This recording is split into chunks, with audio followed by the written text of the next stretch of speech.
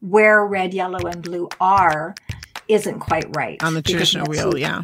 Once we put magenta into it, then, everyone at the dinner table has to move their chairs over a little bit. And now red isn't sitting across from green anymore. Yeah, exactly. Is, yeah, right? yeah.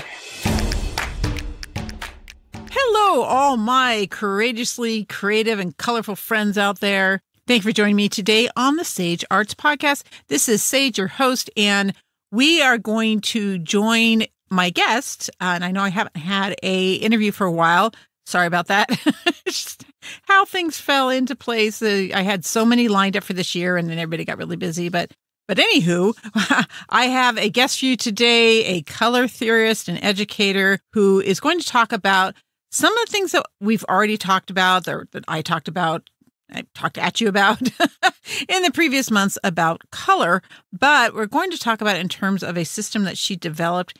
And I think it's really enlightening to think about color in these kind of like new terms and even new forms, because we actually talk about color in 3 dimensions a lot. That's a big part of the system that she developed. So I realized in editing the interview that even though we describe these components of her system, I don't think it was as clear as it could have been, because both of us know the system really well. And I think we just kind of skipped over some things. So I want to take a moment to actually talk about these physical items that she uses to teach color. But if you want to see the materials that we're talking about, because she developed a set of cards and a set of cubes that help you visualize color in a 3-dimensional space and color in terms of relationships to each other in this kind of thing. In any case, we'll explain that. She will explain that in the interview.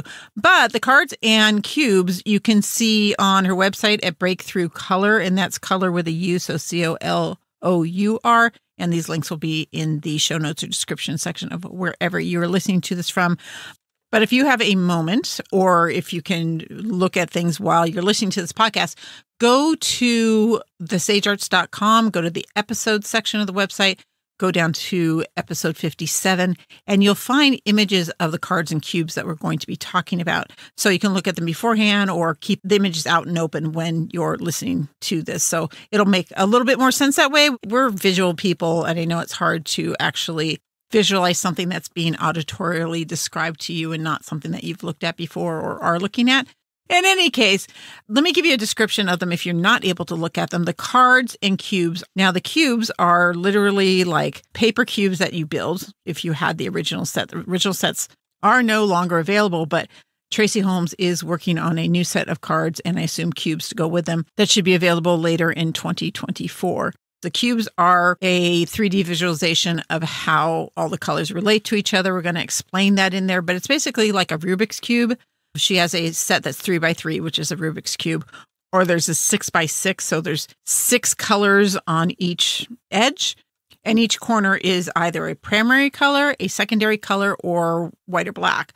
And this is in a CMY color space. So primaries are cyan, magenta, and yellow, and the secondaries are red, green, and blue. So there's 8 corners to a cube, right? So the opposite corners of the cubes are the complements for each color. So if you have a primary color on one corner, you're going to have a secondary, which is going to be its complement on the other corner. And I'm talking opposite when you go through the cube, not across the surface. And then black and white are also opposite corners from each other. And then along all those edges and in between, the colors graduate from what they are in one corner and move to become the color in the opposite corner of whichever line, whichever edge you're following. And for my polymer people, this is like a Skinner blend. You start with, say, red on one side and green on the other, and then you mix it until the colors are completely merged in the middle, and you will have a gradation of color. And then the other primary component of the system are the cards. The cards I have found to be so incredibly useful. I use them all the time. And the cards are playing card size cards. And on one side, it's a complete swatch of the color that that card is representing. In the upper corner is a 3-digit number. And that number, and we'll talk about this in the interview, actually represents the mix of cyan, magenta, and yellow. So like right now, as I'm talking to you, I have card number 342 in my hand.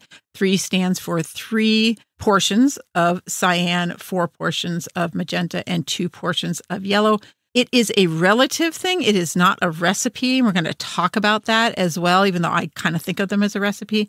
But on the back is actually a representation of that recipe thing that's not a recipe with portions.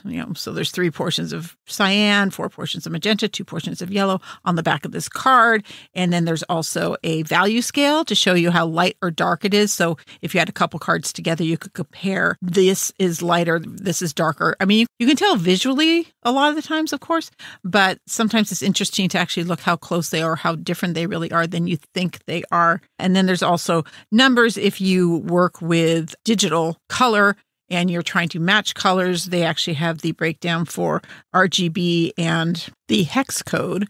And if you don't know what those are, you don't have to worry because you're probably not doing anything that uses them.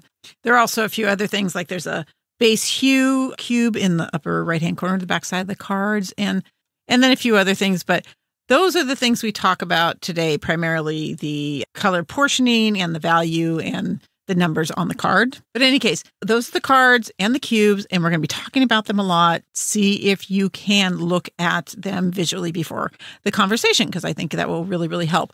And although we're talking about a system that's not available yet, and some of you might think, oh, well, I'm not going to get a hold of these, so why do I want to hear about how the system works? Well, the reason why the system was developed the way it was developed is the information that is the most valuable, I think, out of this conversation. The why. Why did she choose to do things in 3 dimensions? Why are the relationships in her system set up the way they are? Well, it's a way of explaining color, understanding color, using color. And if you haven't quite got on board with the CMY system, but you're still curious, you will hear about a lot of reasons why it works as well as it does and why you might really want to at least have a thorough understanding of the way it works in order to mix color. And of course, talked about the CMY system in episode 53, The Big Color Mix-Up, which came out on March 10th, and episode 55, Trading Color Schemes for Relationships, published on April 5th. So you can go look up those 2. And if you haven't listened to them, they actually are super helpful for this conversation as well. So you'll already know a lot of this information, and it'll just kind of concrete these ideas for you. So that is a long enough preamble for what has turned out to be a rather long episode. Just because there's so much information, we talked initially, to be honest, the first time we've done this interview twice. The first time it went almost 4 hours, but we felt like it wasn't focused enough. So we refocused it and managed to talk only 2 hours this time.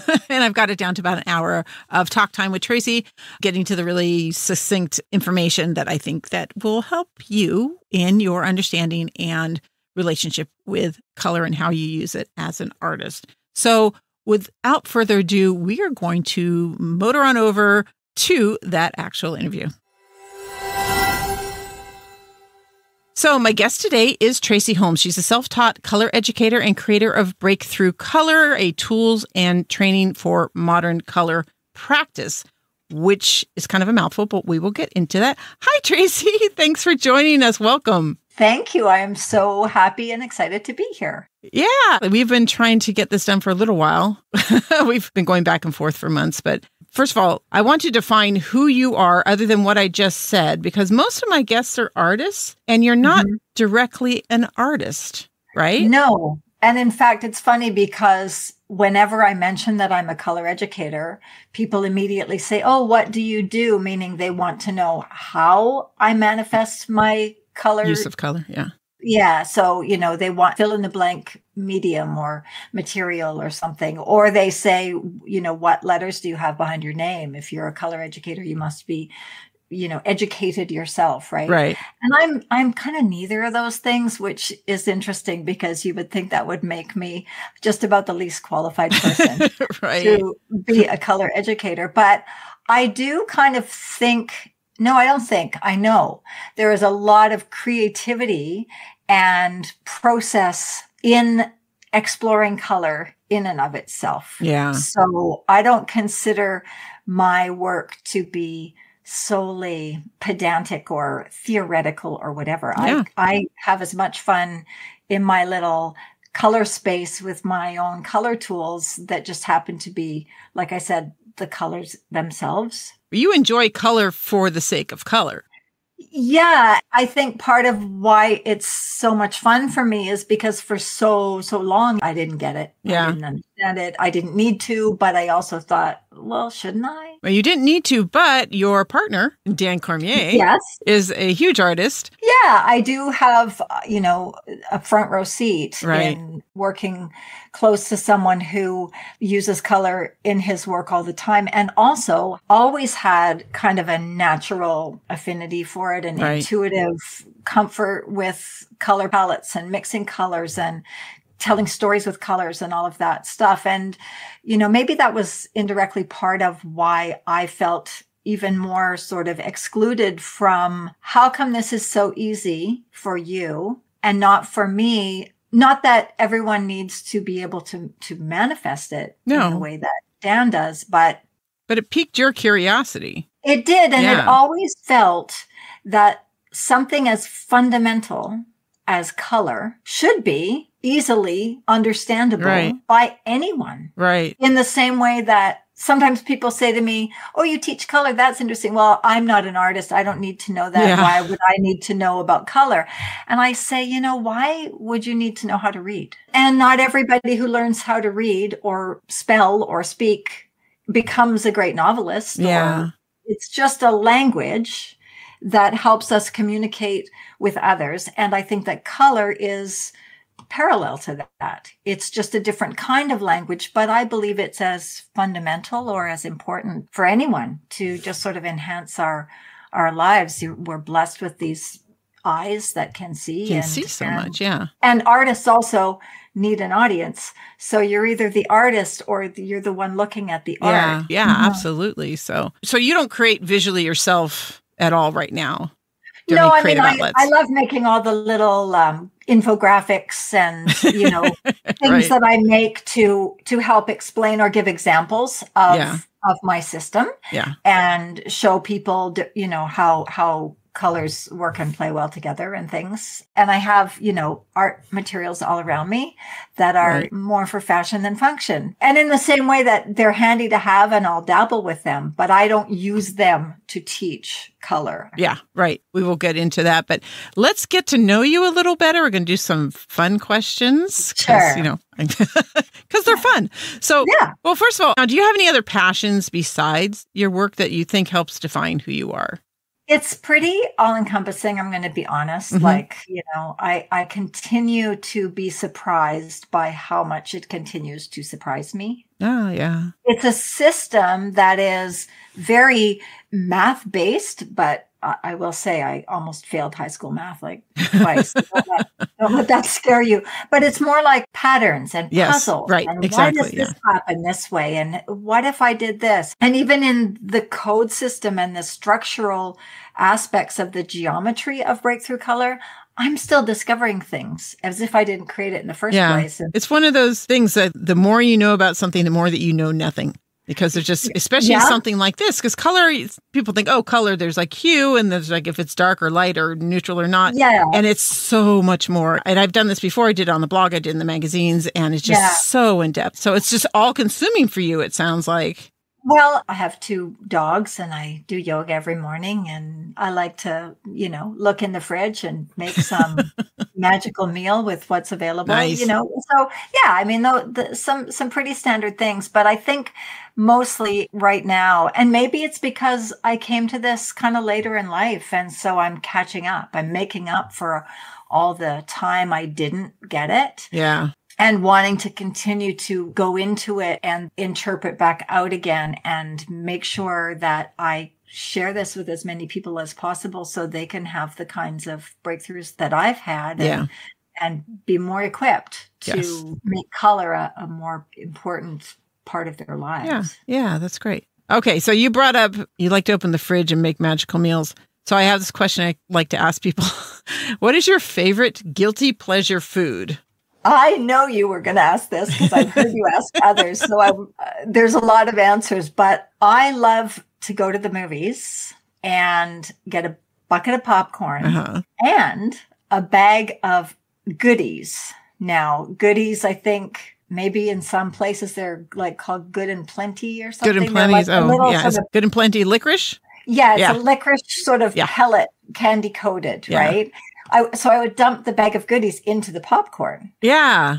So in the dark, there's this, you just put your hand in and you don't get know what this you're getting. kind of sweet, salty candy mix, right? Yeah. Now, the tragedy of this is that goodies are no longer available. Oh, no. I used to buy them regularly, and they were also always in a little bag in my desk drawer for a mid-afternoon, while I'm working at my computer. Yeah. You can do the same thing with a bag of Smarties or a bag of whatever candies. Reference. Yeah. But so popcorn with candy, not candy coated popcorn, not like caramel corn. Yeah. but both, keeping them separate but kind of mixed. Yeah. And, we haven't mentioned where you are. Okay. I used to call you and Dan the Canadians in Mexico or something. Yes. Yeah, that's fair enough. Yeah. I'm born and raised on Canada's West Coast. Dan grew up in Montreal. We met in Vancouver, and that's where we sort of spent the beginning part of our relationship. And then when our son was 5, we went to Europe for an extended teaching tour. Right.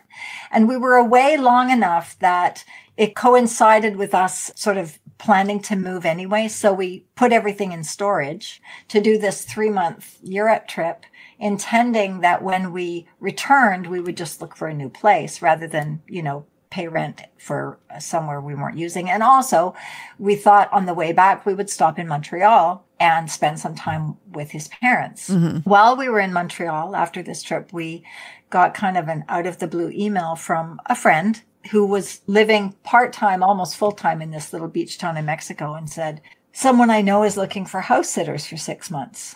Are you guys interested? Well, everything was already in storage. We were living out of suitcases following this Europe trip. We couldn't really think of a reason not to do it. Yeah. So off we went to Mexico, and 8 years later. Right. Remember that. Yeah. So I sometimes say we couldn't think of a reason not to go. And then once we were there, we couldn't think of a good reason to leave. So we just kind of hung out there for a while. That was home base. And now I have a perfectly fluent 19-year-old Spanish-speaking kid, which is kind of cool. What is home right now? Well, Griffin was ready to return to Canada as he was getting a little deeper into high school. So he and I came back to sort of establish that or try that out. Yeah. And he had done grade 1 through 8 in this little Mexican town. Yeah. So we weren't even sure how that would all work, right? And then we kind of straddled both places for a while. When COVID happened, Dan happened to be visiting up here. So all 3 of us were together. Okay. In Vancouver. But we still have our place there. So we kind of go back and forth. But I would say for me now, Vancouver or the Vancouver area is home. But you're still spending a lot of time in Mexico. Yeah. You and Dan and Griffin. Yeah. Exactly. Yeah. Even as, we think about going down there, it's not like, oh, I'm going to Mexico like it's some exotic vacation. No, you're going thing. home. It's just like going to that other place where we live sometimes. Well, that's fun. And that's got to be a lot. And I know the colors down there were very inspirational. Yeah. Well, that's where I was living when Breakthrough Color kind of really coagulated together, right? I mean, my interest, curiosity, confusion was always there, but it really kind of came into play there. And I absolutely agree with you that I'm sure that had a lot to do with it. Yeah. Living in an environment that embraces color more than I had experienced. Yeah. Well, let's use that as a transition into your journey to this. Your original career path, for instance, your original career path was not art or color or any of this stuff. No. And in fact, if credentials count, I have 2 undergraduate degrees. One is in theater and one is in journalism. That's right. And most of my, the first sort of phase of my adult life, working life, was in theater and specifically in comedy improv. And that's kind of what I was doing when Dan and I met. And I didn't know anything about polymer clay. That's what he was doing. And me thinking that what he was doing was really cool. And so I ended up kind of shifting away and becoming more of a support cheerleader, whatever, for a lot of his work and encouraging him. And then polymer clay is, color we can hold in our hands. And so it's a great medium for telling stories with color. And it's part of the material itself, right? You can't not have it. You cannot have it, exactly. So it's not that I ever really needed to have a deep knowledge of color. And I would say, my formal color training probably ended in kindergarten, when it does for a lot of people, when we're promised that red plus blue equals purple, and it doesn't happen. Yeah. And, all through my school, again, it was more the theater side of things, music and theater and all of that. But even with, when computers became a part of our lives, and I was doing things on computers where I had to understand what CMYK was or what RGB was, and even in theater lighting. Yeah, there were all of these systems, 3 main systems: the red, yellow, blue color wheel stuff that I'd been taught as a kid. Right. That every board book, for in a preschool tells us certain rules, and they don't all work. Some of them do, but not all of them do. And that's part of the problem with that system, in my opinion, is that it would almost be better if it didn't work at all, because then we wouldn't use it anymore. Right. But it works. It mostly works, right? Yeah. A lot of the standard color wheel, it's a great portal towards some foundational understanding, but it's the fact that a few little things don't quite work, or you can only go so far with it, that I think for most people puts you in a position where you say, well, that didn't work, but it's supposed to. And I'm just learning, and my teacher insists, and everyone else around me tells me, but it's not working for me, so it must be my fault. It must be me. Right. So I guess this isn't for me. Bye. And it's frustrating. I remember that in art school too. It was very frustrating for me. Yeah, because there's this part of the system that might have worked well and made sense for the what we knew and what we had to work with in the 1600s, 1700s, even 1900s. Exactly. Yeah. But as we move forward, one of the other challenges is the teachers might even in their own heads be thinking, you're right, small child, this doesn't work. But I don't know what else to tell you. And this is what I was told.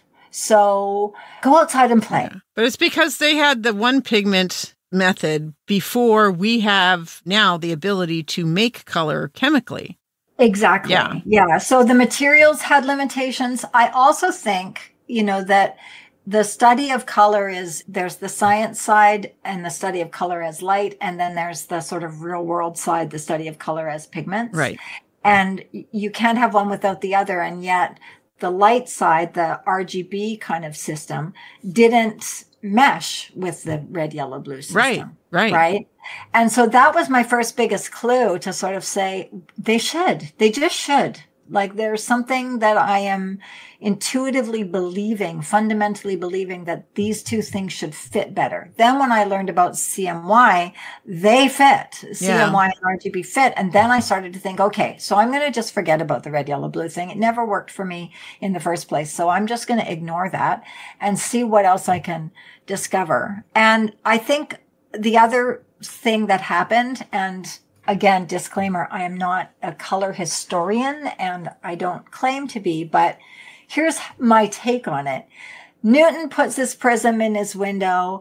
It takes the sunlight and it splits it into colors. At first, everybody says, oh, that's crazy. It's magic, whatever. Right. But then he converges them back again with a second prism to show you, no, it is the light itself being split because I can put it back together. But it's linear, right? So the linear spectrum goes from infrared to ultraviolet, the part we can see. Yes. And what then happened is he turned that line into a wheel, but it wasn't actually colored.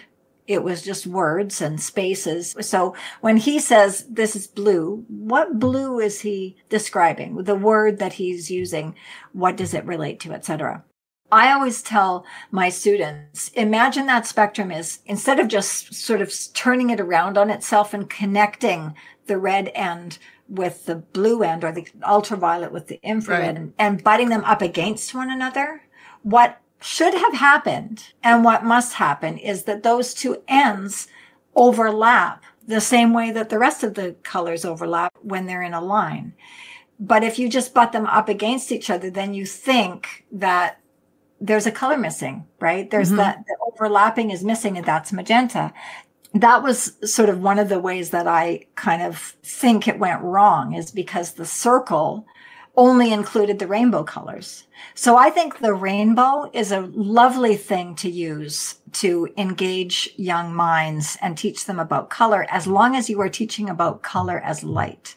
But if you are teaching about color as pigment and the paints that are in front of them, the rainbow isn't enough, because the rainbow doesn't show where that overlap is. The hues of color, the color part, is still definitely circular. It's continuous. You can, if you think of the color wheel as a clock, you can start whenever you want. At 3 o'clock, keep going around. And you can go clockwise or counterclockwise. Right, You're always going to circle back to the beginning. So hue as an aspect of color is definitely circular, but the wheel is a two-dimensional thing, and 2 dimensions aren't enough. And this is the primary, or one of the primary differences between the way most people are taught color and your system. So let's go in and talk about the Breakthrough Color System and how it differs from existing color theory teaching. Sure. I think the main thing, the first paradigm shift that people have to make, is to let go of the red, yellow, blue trio. And it's so funny because the printing industry has always known this, as long as there's been printing, and they just never shared it with the artists. Well, I think part of the challenge is teachers are so strapped for resources and materials and everything that they go to whatever is available to them. And so it's sort of like, well, we'll keep producing red, yellow, blue, paint packs. Right. Crayon boxes and things, because that's what we're teaching. Yeah. If we want to teach cyan, magenta, yellow as a foundational entry point into understanding color, well, I don't have any good cyan, magenta paints. I've got yellow. Yellow works plays well in wherever, but you're not going to find that at the kids' art supply store. So we're sort of in this catch-22. We keep teaching this older system because it's what's available. And they're not seeing it as important to transfer to something else. But the weird thing is, it's like in art school, at least when I was in art school, granted it was a while ago, we never talked about CMY. It wasn't until I got into print production that I found out about it. I know. And the thing now that's so funny with, the advent of computers and digital resources and the way that teachers can download things for their classrooms. Yeah. I'm going to download a color wheel. Oh, and then what are you going to do with it? I'm going to print out a copy for everyone in my class. Oh, how are you going to print that? On my printer. Open that printer. Tell me. What's in there? You are using this color wheel to tell your students that if you have red, yellow, and blue, you can make any other color you want, and yet you're printing out a color wheel that does not do that. You're right. Yeah, exactly. And I also want to be clear, red is welcome in my color circle. Like the red, we need red. Well, yeah. It's just that and we need magenta. Right? Like magenta has been excluded for all this time because it's not in the visible linear spectrum, and because it's not on the traditional color wheel, it's just kind of been left out, right? Yeah. But if we make room for magenta, and red just sort of moves over a little bit, and then we still get to have red, and we still get to have yellow and blue, and those are fine. It's just that when we place them as sort of an equilateral triad, and then we start to use that geometry to talk about color relationships and color schemes, that's where we continue to get into trouble, because where red, yellow, and blue are isn't quite right. On the traditional wheel, once we put magenta into it, then, everyone at the dinner table has to move their chairs over a little bit. And now red isn't sitting across from green anymore. Yeah, exactly. Right? Yeah. And I think one of the other things that I've ended up emphasizing a lot when I teach is that you can learn as much about what a color is by knowing what it isn't. Yeah. Because that's really what complementary color schemes are all about. And it relates to how our eyes work. And that's another way that breakthrough color significantly differs from a wheel, is that a wheel is a 2-dimensional model and breakthrough color is 3-dimensional. And not that there aren't other 3-dimensional color spaces out there. There are, and thank goodness there are. But most of the other 3-dimensional color models say, and the three dimensions are, and they say hue, value, and chroma, or hue, value, and saturation. So hue being the color part, Right. Value being how light or dark, is it, and then saturation being how, saturated is it? Like, is it a neutral. Dry sponge? Yeah. Is it a dry sponge with no water in it? Or is it soaked up and full of all the color you can get? Right. But I have issue with that too, because to me, it's not even that complicated. To me, when you say something is three-dimensional, you're using it to describe a geometrical space. Mm-hmm. You're not a form. You're not using it to say, oh, he's a really multidimensional person. You're not using it to describe qualities. And hue, value, and chroma are qualities of the color, or ways that we can define any color and communicate according to those, according to those different criteria. To me, the dimensions in a three-dimensional space are quite literally up and down, left to right, front to back kind of thing. It's as simple as that. Yeah. And so what I did in defining the color space that I teach is I assigned each of the three primary colors, and again, cyan, magenta, yellow, not red, yellow, blue, but each of the three primaries gets one of those dimensions. So the three dimensions in the three-dimensional breakthrough color space are cyan, magenta, and yellow. Right. Yeah. And again, going back to this, what is a color, what isn't a color, you can have different amounts of those three colors in whatever color you're creating, including none. Right. Yeah. Zero matters. Yeah. Like, zero is not nothing. Zero might be everything, because having no cyan in a color takes out a whole part of the gamut. Aspect of it. Right. Yeah, right. When you have all three, you have all the colors, you have black. Or if you're talking about light, when you have all three, you have full strength light, you have white. Right. So when you have three colors as the three dimensions, and you plot them into the most sort of basic expression of three dimensions, which is a cube.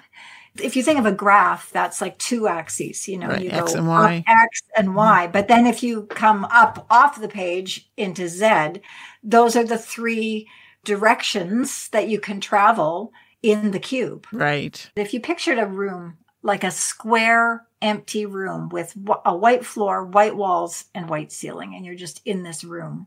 If you imagine that going from the floor to the ceiling is cyan. Expressions of cyan. Yeah. Yeah. Like there's no cyan at the floor, but the roof is full. And if you imagine magenta, then going from the wall on your left to the wall on your right. And on the left, there's no magenta, and on the right, it's full strength. And then if you imagine yellow as going from the front of the room to the back of the room, right? So it's not just points on a line like the edges of the graph, it's what the graph makes when those intersect. So what happens is by like having sort of sliders, and if anyone listening works on computers, the RGB sliders, those are doing the same thing.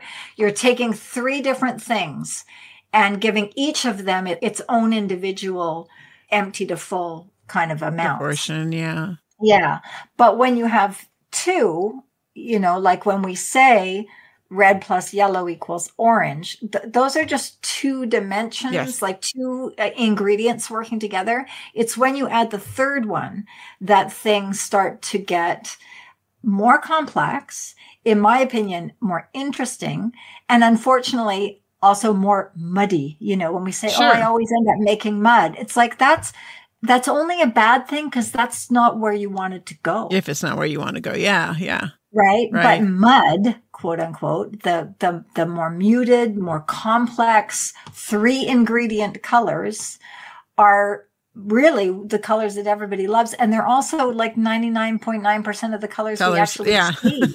Like when people say, I don't have any cyan paint or polymer clay or, embroidery thread or whatever. It's like, because purity is rare. Yes. Like to start with, pure cyan. Nobody does. Whatever. And that's why we didn't have these for so long, because people are going out to the natural world to get their pigment, from stones and plants and animals. And even printers, I can replace the ink in my printer with one brand and then another brand, or what's the paper like, or what are the settings like, or what am I printing? Mm-hmm. So I always tell people, look, you don't have to start with those. You just have to understand that the color space, those are just points of many, many points in the color space. You don't have to start with them. But what the color space does is it gives you a framework, and you can start anywhere. But if you understand why that color space is built the way it is, then no matter where you start and no matter where you want to go, it's sort of this 3-dimensional roadmap that can take you there. And did you just hear that? Yeah. My dog shaking his head. The first time we want to drive from, my place to your place, and I've never been to your place before, I'll use a map. Yes. Right? Yeah. Then the next time I might still have that map handy, but then eventually I know where you live. I don't need to use the map. Right. And that's what I want Breakthrough Color to be for people, is I want it to be a really reliable map. Reliable, not the color wheel that says, do this. Good luck with that. Right. Yeah. So it's a bit of a GPS, but it also has like altitude. Right. So it's not just, it's elevation not just gain. Elevation. Yeah, exactly. That's the word. Yeah. Because of this third dimension. Yeah. But you can start anywhere you want. So, and then also there are 2 different approaches to creating a color space, even a 3-dimensional one. You can either plot your colors evenly, and what that means is some distances may be longer than others because the hues themselves are different to begin with, even though they all interact differently. Yeah, or they're stronger or weaker than others. Right. Like if I mix half and half red and yellow, it's still going to look pretty red. Pretty red, yes. Because the magenta in the red is so much stronger than the yellow. Right. So you can either say to yourself, okay, I'm going to take more steps when I'm moving away from yellow so that we can see the change. It's not so drastic. And then going from magenta to red, they'll all practically look the same because the difference between those 2 colors is yellow, and it's not that different. So one way to build a color space is to adjust for that. Breakthrough Color treats them all the same. And so what that means is some of the paths, if they're all the same distance, they don't change that much, and others change a lot. But that's okay, because I think one way to know how things are different is to treat them the same. Right. Yeah. So the cube as an even, the width and the height and the depth are all the same. Right. Just means that you can more easily find your way around because everything is sort of more organized. It's more like, how many steps am I going to take to get from this corner of the color space to this one? If I take one, it's going to be a big step visually as well. Like, it doesn't matter how literally big or small your cube is. Like, it's going to be a big visual step. But then if I take smaller steps, the differences at each point are going to be more subtle. And then the thing about having a 3-dimensional color space is that you get an exponential increase in the number of colors that you make, because you're going from what I call the color basics cube, which is 3 on each edge.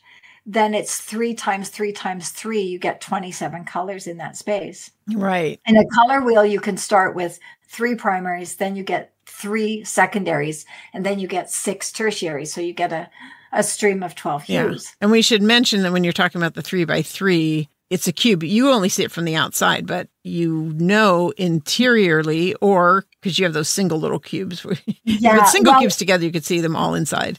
In the 3x3x3, you can actually see all but one of the units. Oh, that's true. If you picture a Rubik's Cube, yeah, you can see on a Rubik's Cube, which is 3x3x3.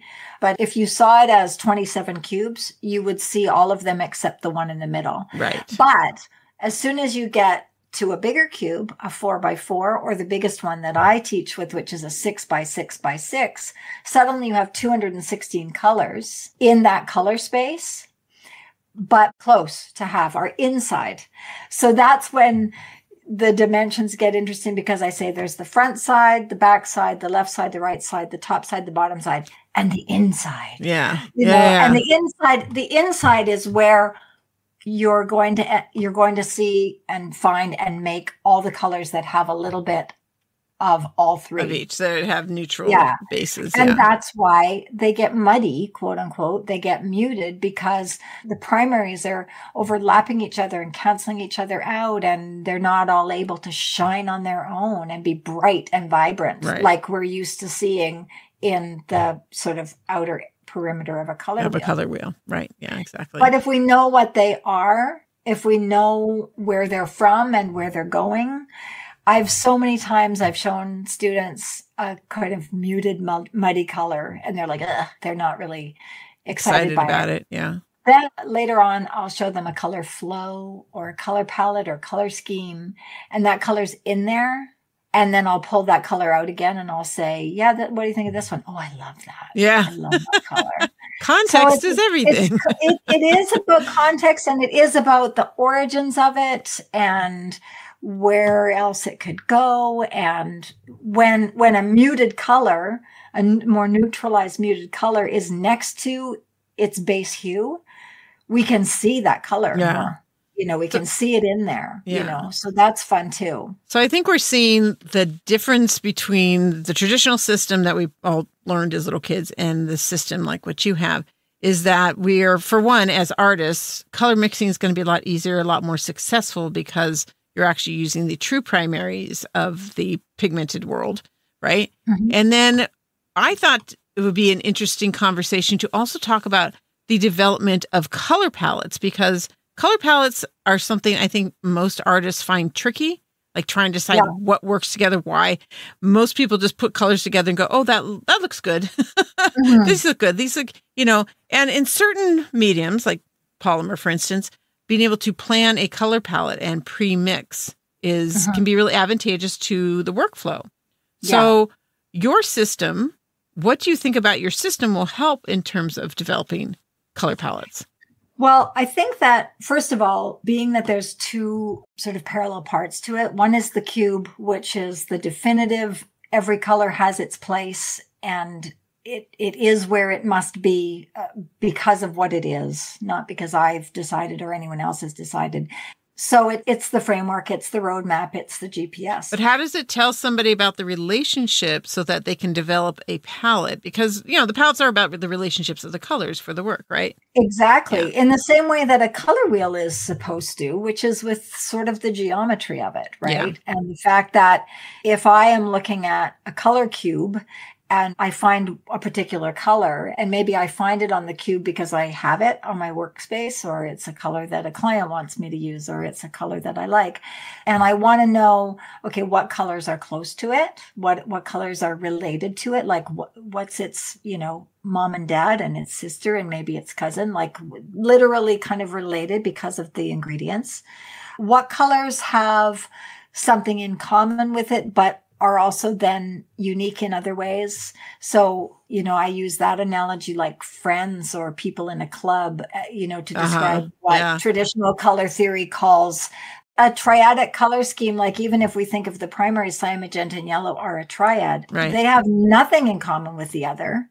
But what yellow and magenta have in common is that neither of them have cyan. Right. So that's getting back to we also need to look at what a color isn't, you know? Yeah. And then at the furthest extreme, physically, as well as sort of metaphorically, the complementary colors are what one color is, its complementary isn't. And you can find your way using the cube just by literally saying, well, this one is 2 over on this edge, so let me go to the opposite edge and go 2 over from the other side, you know, that kind of thing. And what I was going to say before is that the cube is just really half of the system. The other half of the system are the cards. And every single unit color in every single cube has a playing card sized version Yeah. So you can mix and match and play and sort and shuffle and sequence and try and, compare and all that with the cards. So that's kind of going into it from a more, let's just see what looks nice. And then when you come upon something that looks nice, then you can say, interesting. Where are these in the colors? Yeah, it's like the cube is actually, you can see the relationship between the colors in the cube, but then the cards, which I use all the time, you put them out and you can see your visual reaction to your combinations. Yeah, or you can maybe say, I think I'm close with this color scheme, but something's not quite working. Let me find the cards and then let me analyze these colors a little bit more. Let me see, where are they? What are they? What do they have in common? What don't they? And then that becomes, kind of an advanced version of the same kinds of math that we do with a color wheel of it's right across from it. But we should explain the cards too. The cards are like one side is the color and I know there's full swatch. A little thing in the corner to kind of tell you where it is. And then on the back side is kind of explaining the color in different modes. Yeah, it's like I really wanted the system to be language agnostic, like I didn't want to have yeah. That's why there's like 400 colors in the Breakthrough Color System and only 8 of them are named. Like the primaries, cyan, magenta, yellow, red, green, blue, black and white. Yeah. Everything else is, we get into, this is yellow, red, which most people would call orange, but it literally is yellow and red. So I call it yellow and red. It's kind of like, okay, that makes sense. But the backside of the cards have, to me, it looks like a recipe. Like it's how many parts of this color, how many parts of cyan, magenta, yellow, and then black and white, right? Well, what actually happens is it shows you the breakdown of the cyan, magenta, and yellow ingredients in the top. But then it kind of sums those up. And in the middle, what I call the saturation summary, because if there is cyan, magenta, and yellow ingredients, then really what there is black. So we don't necessarily part the color together using that top bit because those amounts of each of those 3 ingredients are kind of the individual amounts. And they all range from, there may be 0 cyan, there may be 100% cyan. But if you were to just use that and add them all together, you'd end up with 300%. Do you see what I mean? Yeah, right, exactly. You have to kind of treat them individually to really distill down what it takes to make that color. But they are, I used to use Pantone. Not literally, I didn't buy all those.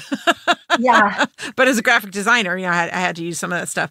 And, but using these colors, it's a smaller system, but it allows you to shuffle.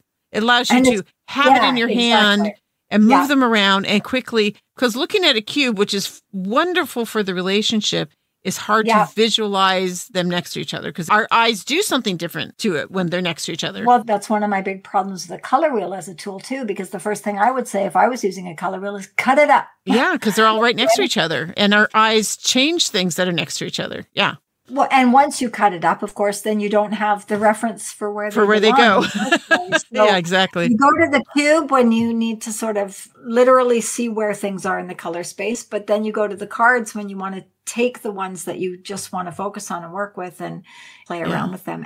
And the thing that's fun about the cards too is you can look at the cards and sort and shuffle and play with them, looking only at the color side and just responding to what you love, or you can turn them over and really drill down into the patterns and the math of it. Oh, and then there's those numbers in the corner. So, and when we say number, just to be clear for the people listening, there are, for cyan, magenta, and yellow, there's a row for each of them, and there's 5 boxes. So if it has 1 cyan and 1 magenta and 2 yellows, that's kind of like, that's why I say it looks like a recipe to me. But yeah, each line tells you how much based on like a 1 to 5 scale, basically. Yeah, like if there's as much cyan as possible, then all 5 of those boxes is going to be 5. Right. But it's also important and relevant and has an impact on what the color is if there's none. If there's none in there, yeah, exactly. Right? So a lot of times people think, oh, so there could be 5 different amounts of cyan because there's 5 boxes. I say, no, there can be 6 because you're forgetting 0, which we always forget, right? Yeah. So the scale of values, and not value as in light or dark, but amounts quantities, is actually a 6-part scale, but it's 0 to 5. Just not on here, yeah. And and that's sometimes a little tricky for people to grasp, because think about it, when we're taught numbers as kids, like we're taught 1, 2, 3. Yeah, we're not taught zeros. I pretty firmly believe that we should be taught 0, 1, 2, 3. Yeah, you know. Yeah. Because 0 is kind of it's just as important. Yeah. You know, it's the go square on the Monopoly board. Like it's where we start. It's a starting point. Yeah, exactly. Yeah, exactly. 1 isn't the starting point. 0 is the starting point, and then you add. So the code system for the set that we're talking about, which is the 6x6x6 color space, and there are 216 cards that complement that. Each color is named according to where it is in the color space, right, using that scale. So like I'm holding in my hand right now, card number 142. It's not the 142nd card. No. The one is how much cyan, the 4 is how much magenta, and the 2 is how much yellow. So I really like that system for that, because it's not just not a number like in order, but it tells you what the color mix is by the number that's in there. Yeah, it's a coordinate. It's awesome. Yeah. And they are all describing where that color is in those 3 different XYZ coordinates. Right. So if I reached in here and I grabbed 232, then the relationship is that they both have 2 parts yellow. Yes, because 2 is one of the smaller of the numbers. Mm-hmm. The yellow isn't really discernible as yellow. No, it's not. But this is part of the education of it, is that you realize that there's yellow in here, but you would not think that there's yellow. And that's not what comes to mind. What the yellow is doing is it's giving those colors some black. Yeah, it's neutralizing it. Because it's the third part of the other 2 that make black and take those colors a little bit darker. Yeah. But there's no 5s in either of those, right? Nope. So when there's no 5, it means that none of the 3 ingredients are at their fullest. So there is also room for white. Right. And when you have black and white, that's when you have the colors in the middle. Yeah. That's when you have a value scale on the back too. Yeah. And that's just to help people put a little more focus on one of the properties of color that we don't spend a lot of time on, which is that every color has a certain lightness or darkness. You know, what would it look like in a black and white movie? You know, what would it look like if we were to photocopy it or scan it without the color settings turned on? Yeah. And that can help too.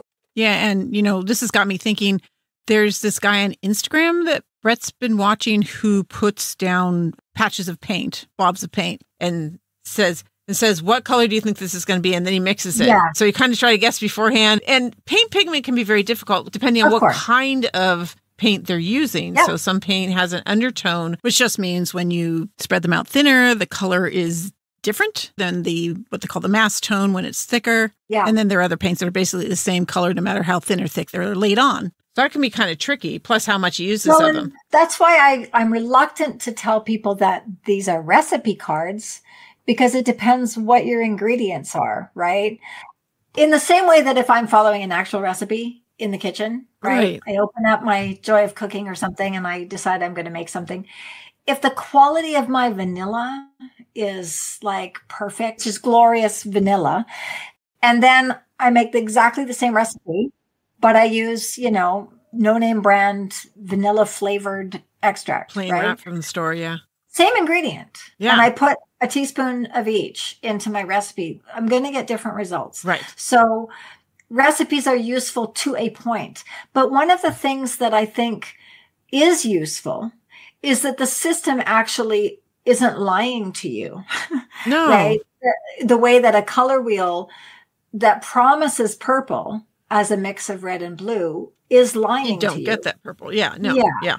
If you're told or promised that and you try it with your materials, no matter what, it's not going to work. Yeah. Whereas with a better kind of calibrated system, if that's your reference and you mix it, you may not get exactly the same results, but then you'll just say, well, what are my results? Where's the color card, or where in the color space does the color I actually got go? And then by looking at that, you can say, oh, you know what? Now that I think about it, my red is a little more yellow than Right. the one that I, thought I had or Yeah. whatever. So you're going to either get to the destination you wanted to go or you're not, but you're going to be able to figure out why you didn't. Right. Yeah. It's informational. It's a reference, right? Yeah.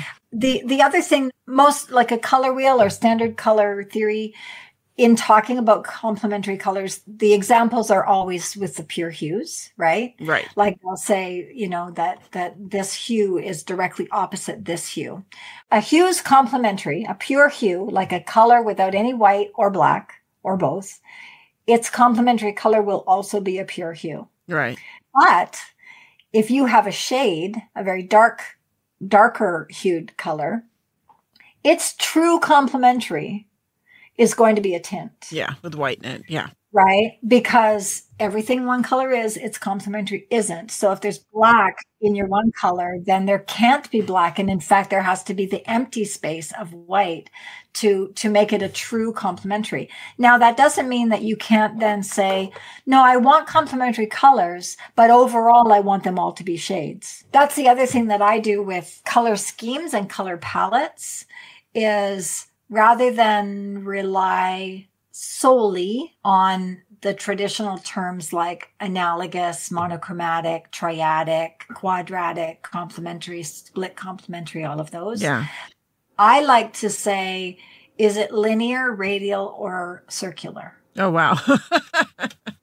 A color flow is linear, right? It goes from one place to another. Like even thinking like a Skinner blend in polymer clay, one edge is one color and the other edge is another. So a circular pattern is like a color wheel, right? They all connect to one another in a circular way. None is more important than the other. And you can start anywhere, go in either direction, and you will eventually come back to where you started. And, we wouldn't necessarily use all the colors in the color wheel in a color palette, but like a triadic color palette is circular in a way because it's three colors that are equally spaced. Right. And while we visually connect those in a triangle, we could also connect them circularly. Moving from one in a circular way. Yeah.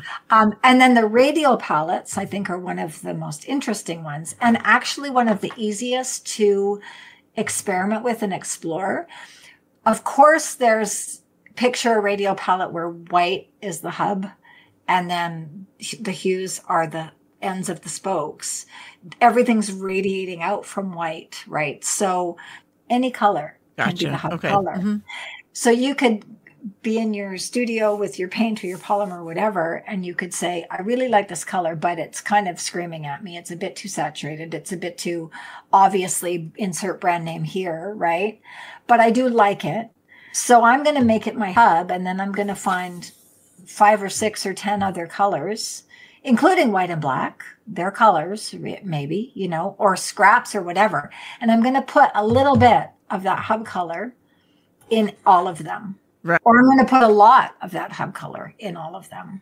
Or I'm going to put a lot in some and not as much in others because different colors have different strengths. And so I'm trying to give a balance.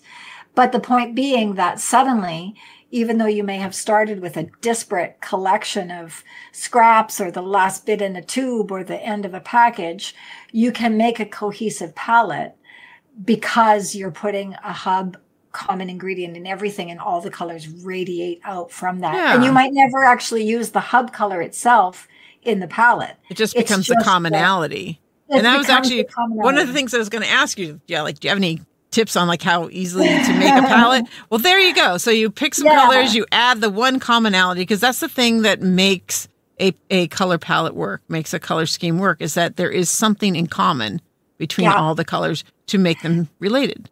And the other thing that happens too is once you have those colors, then you can, color schemes, successful color schemes rarely treat all the players equally. Right.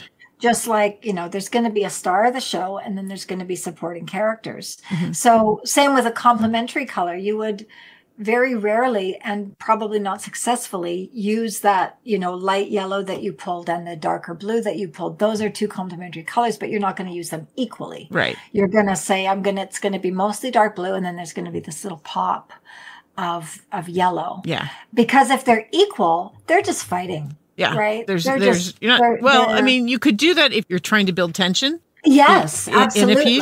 If you have a particular message that those colors need to be saying, there's a hierarchy. And think about the difference between, a square of blue and a little dot of that light yellow. Yeah. And a square of yellow and a little dot of the dark blue, right? Yeah.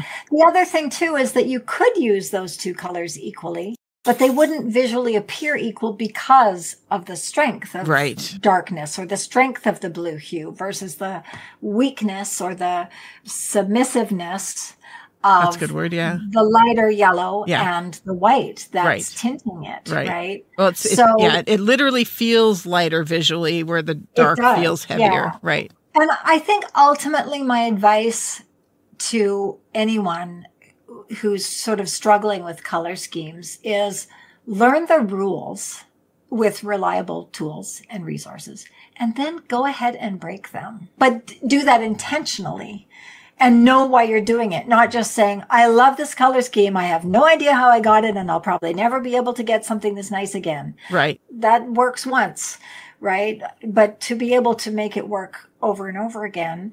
At will. Yeah.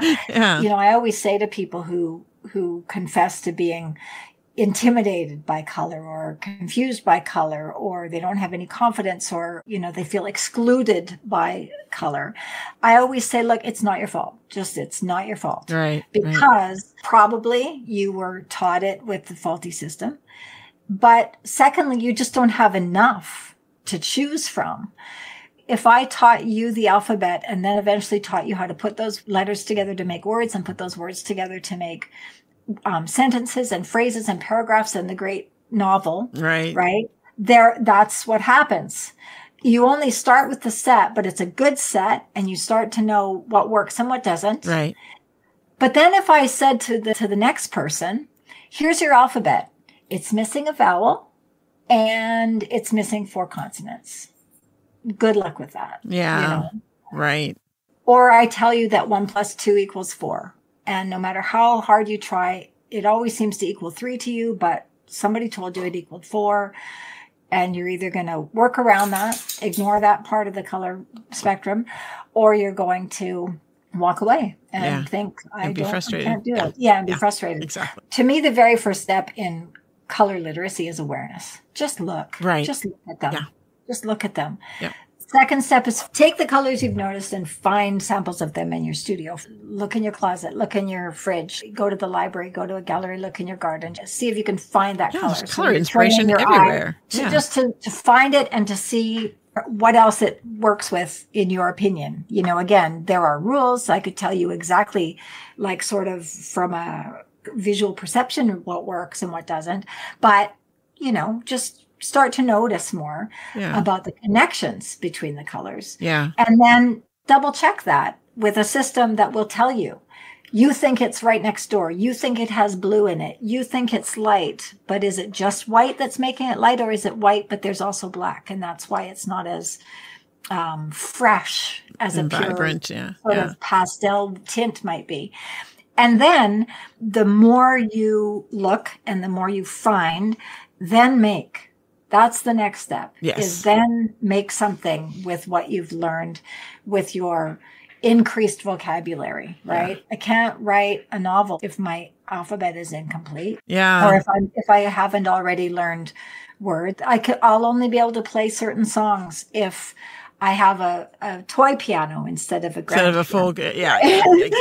I think that's really what people need. They need to cut themselves some slack to say, I'm not very confident or good with color because you just haven't played with it enough. And you didn't have the right tools to start with. So yeah. And speaking of tools, what is available right now through Breakthrough Color for people if they want to buy into the system?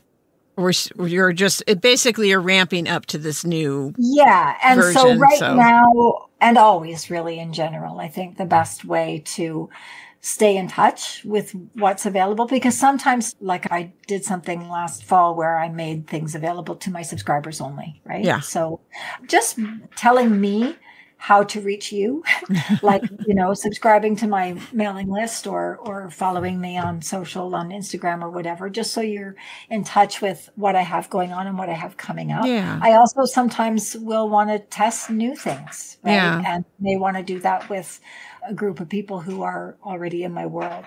Subscribe to my mailing list. And it's Breakthrough Color with a U. Yes. For those Canadians. Yeah. And I'll have the links in the description section or show notes of wherever you're listening to the podcast from, so you can grab that as well. Okay, so go to breakthroughcolor.com to get on your notification list. And then whatever you have, because you put whatever's the latest thing that you're working on that homepage too, so you can see what it is that you're offering as far as education, because you always have something going on that you're throwing out there for people. And to make sure people understand that I don't have a closed door to anyone who isn't an artist. It's more like I said earlier on. I think that the world is a very colorful place, and I think that color literacy is important. And I even think that color fluency is important. The distinction between, well, I know what they are, but I don't really know how to communicate with them or what to do with that. I want people to not just be color literate. I want them to be color fluent and to be able to tell their stories and to hear those stories in ways that I never imagined I would. Yeah. But I do now. All right. Well, I think we've given everybody a lot to think about, and do sign up, because when those cards come out, I'm telling you, you want to get them. I have used them for everything. My house paint was chosen through using those cards, and I used them when I was doing publications and whatnot. So wonderful systems. Well, anyways, Tracy, thank you so much for coming on and talking about this stuff. It was my pleasure. Mine as well.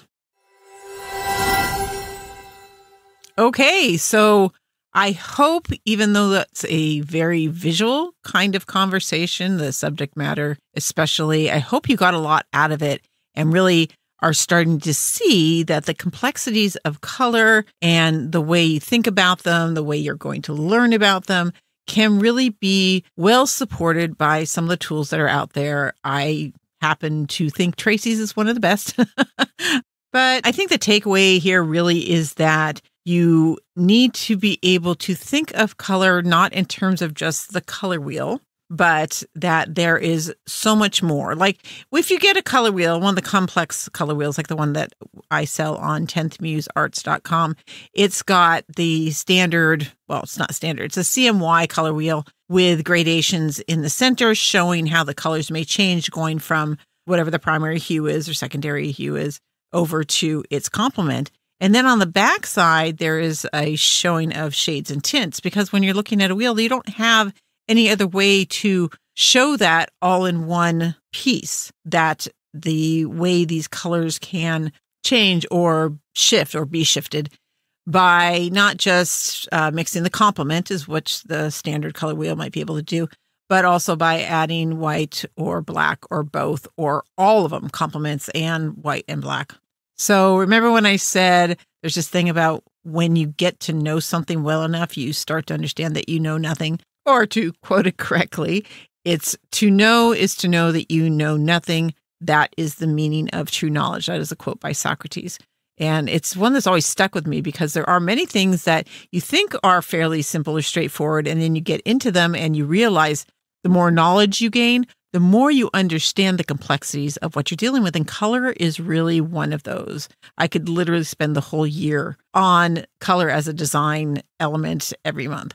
But I thought I'd do this with Tracy this month instead of having like a straight up design lesson, because there is so much in this conversation, and I didn't want to miss out on the opportunity to talk to her while we are talking color. But yes, she is going to be putting a new set of cards together, an updated version towards the end of the year. So do sign up on her mailing list and be sure that you are getting the notices for when that comes out. I can't tell you how much I love these cards. And no, she didn't pay me to tell you that. I do use them a lot. I really, really use them a lot. They're extremely helpful and revealing and informative. So hopefully you get a chance to get your hands on those cards of hers when they come out. So yeah, sign up at breakthroughcolor.com, COLOUR.com. And then her Instagram page is Breakthrough Color. So easy. Or Tracy Holmes. You can look up both. I think both of them will bring up her pages. But also you can look in the show notes or description section from wherever you're listening to this podcast from. And these links will be there as well. And do me a favor and hit that follow button while you're over there looking at the notes. And don't forget to sign up for the newsletter on the homepage of thesagearts.com so you can get the notices for when these episodes are coming out, since they're more irregular than they had been last year. And then in the meantime, if you have any comments, anything that you need to tell me, or any, criticisms or thoughts or ideas, reach out to me via the sagearts.com website. Just use the contact page there. You can also reach out on Instagram and Facebook. You can direct message me or comment on the posts. And do join the Instagram in particular. That one's much more active for all the little extra tidbits and things. I'll be posting images of the things that Tracy was talking about on Instagram. And then if you enjoy this podcast, if you like what you're getting out of it and you want to give back, you can support it by going to the homepage of thesagearts.com. You can scroll a little ways down and you'll see a button for PayPal or Buy Me a Coffee, and you can donate through there to help support what it is we're doing here. I like how I say we, even though it's just me most of the time. But in any case, so I'm just going to leave it at that because this has gone on long enough. And hopefully you are thinking about color in new and dimensional ways. But in the meantime, do get out there and feed that muse of yours. It is springtime up here. There's tons of wildflowers, at least out where I'm at. So go find those colors out in nature. Go find those colors out wherever you are. Feed the muse. Stay true to your weirdness. And then join me again next time on the Sage Arts Podcast.